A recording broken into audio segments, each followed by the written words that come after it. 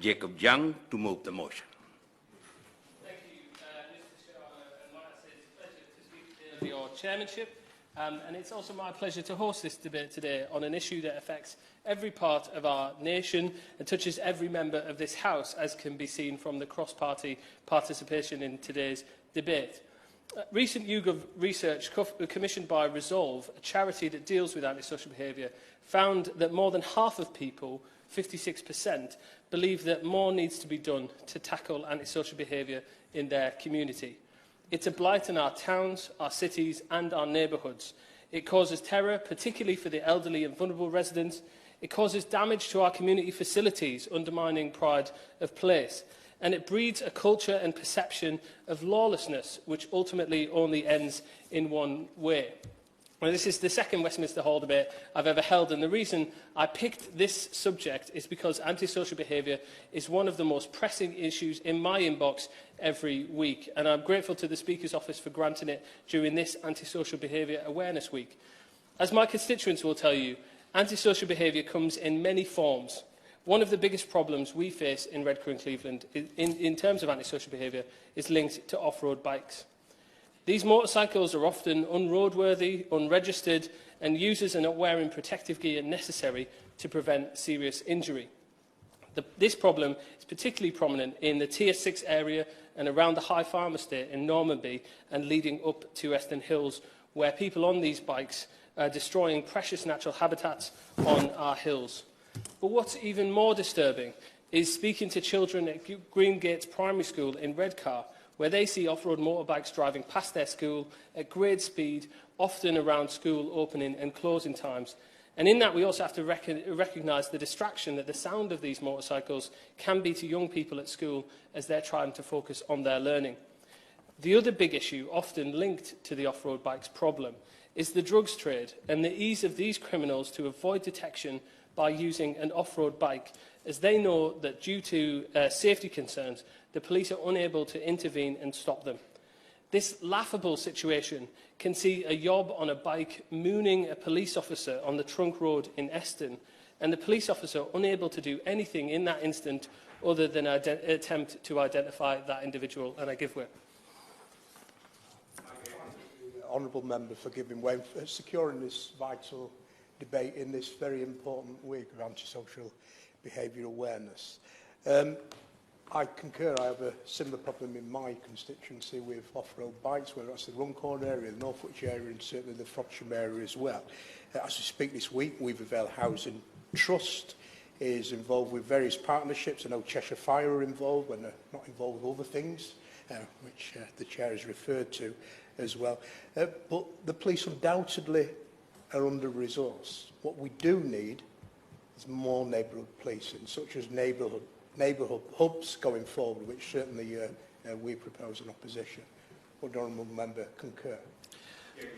I absolutely agree with the Honourable Member for Weaver Vale, which is why I'm pleased that in the Cleveland Force area we've increased the number of police officers by 200 since the 2019 election. And I also agree with him on that focus on neighbourhood policing, a return to common sense policing, which I hope to come on later in my remarks.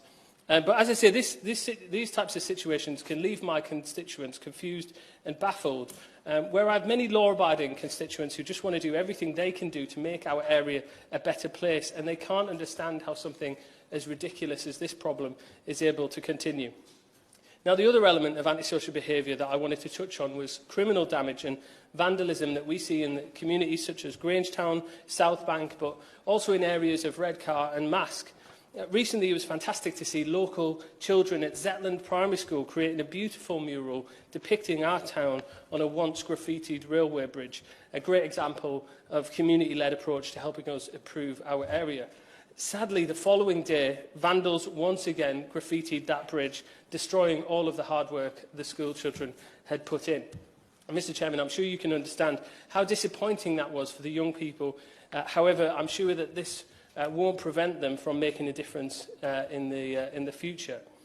Now, in Cleveland, our local Police and Crime Commissioner, Steve Turner, is also the APCC's lead on neighbourhood policing and antisocial behaviour, which means we're in a unique position to learn from best practice in this area. Steve has been able to reduce reoffending rates amongst first-time offenders by a whopping 94% in parts of the Force area through the Divert programme, using resources like the Safer Streets Fund, which we're very grateful to the government for providing. But we can't keep relying on one-off funding pots. We need the government to set out its plans for reducing this societal menace further. For the first time since the establishment of PCCs back in 2014, 100% of published police and crime plans now highlight preventing and tackling antisocial behaviour, which proves that we're giving it the attention it now deserves. But we know that antisocial behaviour is not just a policing problem, it's a partnership problem. It's down to the education providers and tackling those not in education, training or employment. It's the local authority and failing to identify neglect and poor parenting. It's the local health authority and their strategies for tackling drug addiction and abuse in our communities. And it's housing associations who fail to act when confronted with problem families and individuals who know the system better than they do. However, given that I have the Minister in front of me here today, and I congratulate her on her appointment, there are a few issues that I feel as though the government needs to tackle, and I appreciate not all of these may be within her remit. But firstly, on sentencing, it cannot be right that the police would spend hours of their time collecting evidence, processing paperwork to arrest an individual, only to see them get a slap on the wrist. For repeat offenders of these crimes, to seemingly face no escalation in penalty only leads to further harm in our communities, and I refer to what I said earlier on around antisocial behaviour breeding that culture of lawlessness. If they know that they can get away with it on their first try, their second try, their third try, perhaps on their fourth attempt, the criminality begins to escalate. At this point, it's no longer a young lad flying around on an off-road bike. He may try and shoplift and drive off on his bike, and then it escalates again, and he mugs a woman in the street and flies off on his bike once again. And to some extent, we've enabled this downward spiral to occur, as we've allowed for a culture of lawlessness to take hold amongst some of these criminals. Now, to recognise the work that the government has done so far, I already mentioned the Safer Streets Fund, but also in introducing community behaviour orders. Can I say to the Minister that CBOs simply don't go far enough? They don't have enough teeth to act as an effective deterrent, and some officers tell me that they're not worth the paper they're written on. So as well as beefing up CBOs, I'd like to see the police feel equally empowered to use parenting orders more frequently, to place responsibility for looking after young people who are committing antisocial behaviour back onto the parents. The police can only be in so many places at any one time, and in Cleveland, as I've already mentioned, we're grateful for an extra 200 police officers we've gained since 2019. But it's fundamentally the responsibility of a parent to ensure that their child isn't terrorising people in their area. And this should also be linked to social housing too, I feel. There should be a duty on housing associations to seek to address problem tenants. I give way. And congratulate him on securing the debate. An issue I'm seeing more and more, and I know others across the UK are too, is a rise in youth disorder. Constituents and businesses in Burnside and Rutherglen in my constituency are becoming increasingly frustrated with the antisocial behaviour.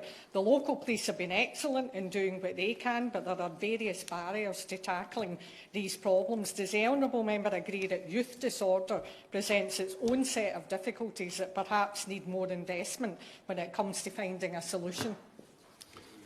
I absolutely agree with the Honourable Lady, because let's not forget, at the end of every act of antisocial behaviour, there's always a victim. Someone who is feeling harassment, alarm or distress at what's being done to them or to their community. And I continue to believe that the core principles of both our justice and policing systems should always put the victim first. And, Mr Chairman, I'll end on that point and allow other members to come in.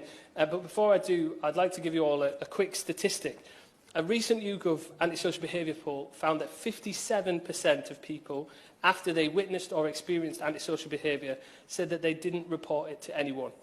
So, to speak directly to anyone watching this debate, the most important thing that you can do if you're witnessing or experiencing a form of antisocial behaviour is to report it to the police or to the local authority. I know from my personal experience that sometimes this can feel like nothing's being done or that your intervention is meaningless. However, my message is that the only way we'll finally get a grip on this problem is by all of us working together to resolve it. Thank you.